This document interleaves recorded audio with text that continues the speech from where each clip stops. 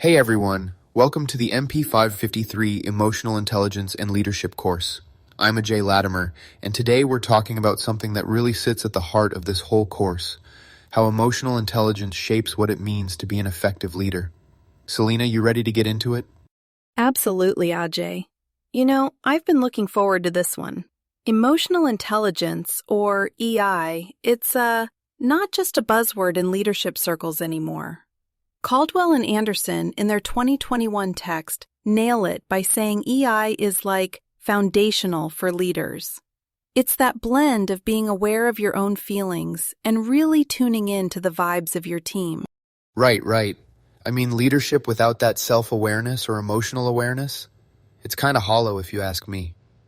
Caldwell and Anderson really frame it as like that intersection, where a leader isn't just focused on goals, but also on how folks are feeling as they get there.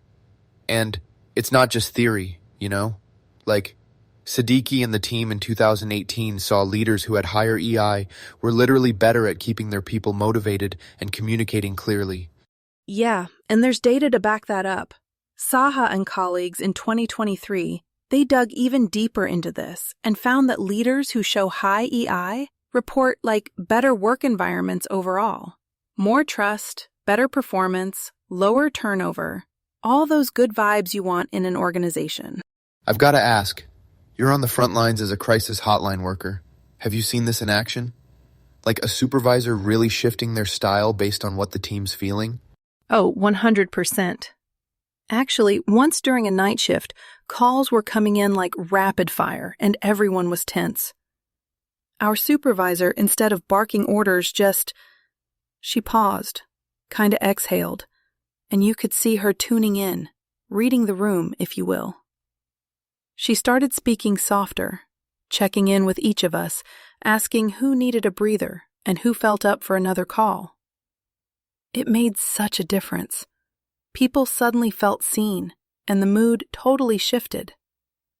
I think that's exactly what Caldwell and Anderson talk about. Leaders using EI to read the emotional temperature, then adjust their approach for the sake of the team. That's a great example, Selena, and honestly, way more relatable than some textbook case study.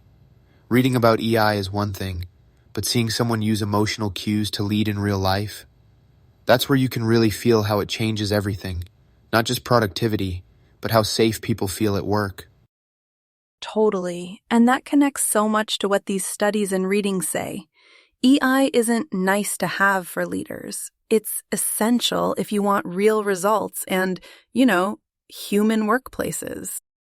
Since you brought up feeling seen, let's talk empathy. That's the part of emotional intelligence that I think gets thrown around but isn't always well understood. Yep, empathy isn't just about being nice or sympathetic. It's really about understanding others' perspectives, even when it's tough.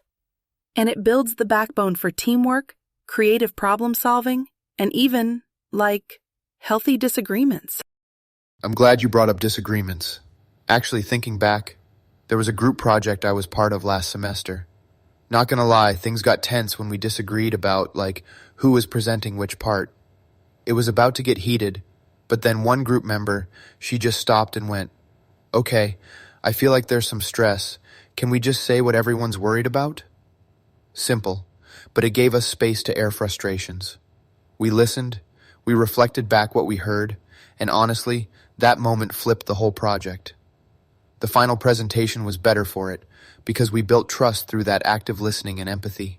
It sounds so small, but that "I see you, I hear you" moment changes the game. Caldwell and Anderson talk about these micro moments, where leaders foster a healthy organizational culture just by communicating with empathy. And when people feel they belong, they do better, plain and simple. People sometimes joke about soft skills, but honestly, those are the hardest to perfect.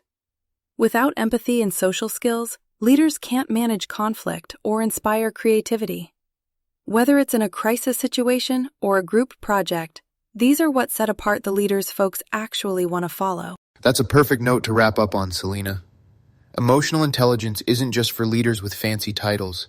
It's for anyone who wants better teams, workplaces, maybe even a better world.